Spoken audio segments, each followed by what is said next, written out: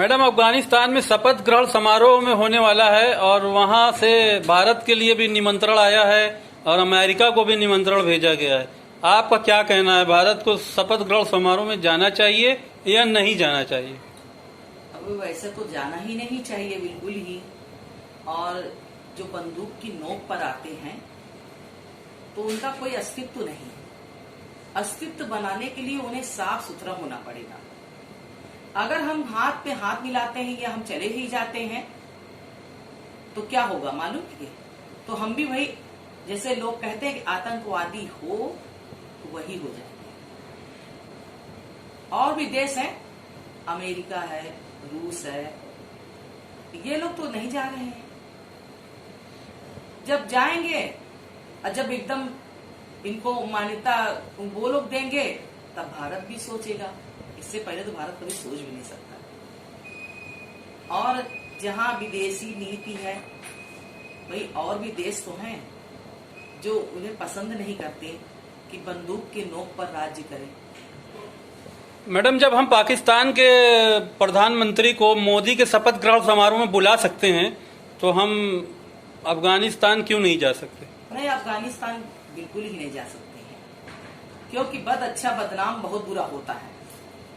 और ऐसी हालात में वो क्यों जाएंगे जिस देश का, वही फिर हमको दोहराना पड़ेगा, अस्तित्व ही नहीं है। वो राज्य कर रहे हैं किसके? हंटर के बल पे, गोली और बंदूक के बल पे, मिसाइल के बल पे, और अपने ही उनके ही देश में लोग तरस रहे हैं खाने के लिए। अब बताइए, जब सुव्यवस्थित ही नहीं है तो कि ऐसे राजा को कौन चुनने जाएगा और उसकी ताजपोशी पे कौन जाएगा और जाकर अपना नाम क्यों बदनाम करेगा? बिल्कुल नहीं कर सकता, क्योंकि ऐसे राज्य का बहिष्कार किया जाता है। मैडम, सऊदी अरब और दुबई में भी तो चुनी हुई सरकार नहीं होती है, लेकिन हमारे देश से उसके अच्छे संबंध हैं। वो इसलिए अच्छे संबंध हैं, वो किसी पे हमला नहीं करने जाते हैं। आज दुबई में इंडियन बहुत रहते हैं और मोदी जी गए भी और सऊदी अरब भी गए तो हमारा देश का नेतृत्व करने वाला ही गया और उसका अच्छा अभिवादन हुआ, न उनसे कोई बात है। तो ऐसे देश में जा ही सकते हैं। और इस तरह के जो भी और देश हैं जो न आमंत्रित करते हैं, जो व्यवस्थित हैं, जिन्हें कोई भी आतंकवाद से कोई मतलब ही नहीं है, तो ऐसे स्वच्छ देश जाने में कोई वो नहीं है, वो आराम से जा सकते हैं और देश का नेतृत्व कर सकते हैं। लेकिन सवाल ये है कि उस देश में इतने दंगे फैल रहे हैं पंचशील से, और अफगान से इतनी लड़ाई हो रही है, एक दूसरे को मार रहे, पीट रहे हैं, उस पे पाकिस्तान भी ऊपर से हमला कर रहा है। तो ये अच्छी बात है क्या? तो इसका मतलब कि पाकिस्तान अपने उससे चल रहा है, तो आदमी जब एंटी रहेगा तो क्यों जाएगा? वो सोचेंगे कहीं ऐसा ना हो कि मेरे साथ भी ऐसा हो। मैडम, हमें हमारे देश की बहुत सारा पैसा अफगानिस्तान में लगा हुआ है, हमें उसकी वापसी भी करना है, तो क्या ऐसे में शपथ ग्रहण समारोह में न जाना, क्या पैसे को खटाई में डालना ना होगा? खटाई में नहीं डालेंगे, लेकिन आप समझिए, दिमाग से काम लेंगे, आगे चलकर क्या होता है इसके विषय में सोचते। मैंने एक ही जवाब दिया ना कि जब सुव्यवस्थित हो जाएगा, सब सही हो जाएगा, आतंक का खेल खत्म हो जाएगा, तो आराम से अफगानिस्तान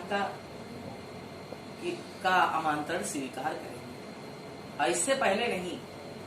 वहां देखिए कितना हुआ, भारत ने साथ दिया, वहां की महिलाओं का, पुरुषों का, उनको निकालने का, अपने देश में लाने का, उनको रिफ्यूजी कैंप में रखने का। तो इस तरह से वो लोग खुद ही बड़ाई करते हैं कि भारत देश ऐसा है कि जो हम लोग को शरण दिया, और अपने देश के जो नागरिक वहां थे उनको आराम से निकाल रहे हैं। तो समझते कि अगर धीरे से निकाल लिए तो इसी तरह धीरे धीरे पैसे भी निकाल लेंगे अपने। और कुछ कहना चाहती हैं मैडम? हम यही कहना चाहते हैं कि ऐसे देश का बहिष्कार करे जो बंदूक की नोक पर कर रहा है। आज वहां कर रहा है तो कल कहीं और करेगा, परसों वहां करेगा, तो इसका बहिष्कार होना जरूरी है। और इसे मान्यता देना ही गलत होगा जब तक कि सही न समझाए, क्योंकि सुपर पावर बहुत ही बैठे हुए हैं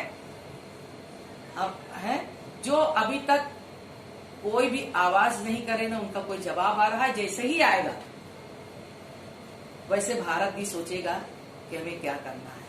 लेकिन आज जो भारत कर रहा है वो किसी से डर नहीं रहा है। हमारा देश महान है, वो महान रहेगा। इसका नेतृत्व करने का हमारा देश बहुत बड़ा है और जिसकी ताकत हो आके लड़ ले, डरते नहीं। थैंक यू मैडम, बहुत बहुत धन्यवाद।